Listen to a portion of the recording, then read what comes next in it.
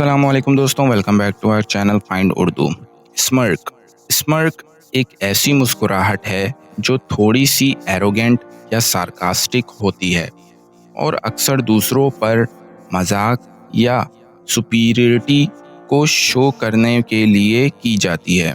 ये मुस्कुराहट दिखाती है कि कोई शख्स अपने आप को दूसरों से बेहतर या स्मार्ट समझता है।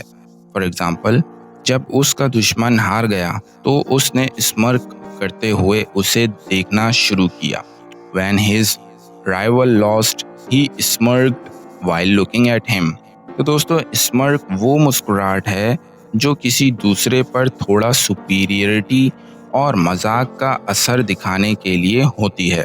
उम्मीद है अब आपको स्मर्क का मतलब समझ में आ गया होगा। मिलते हैं नेक्स्ट वीडियो में। शुक्रिया।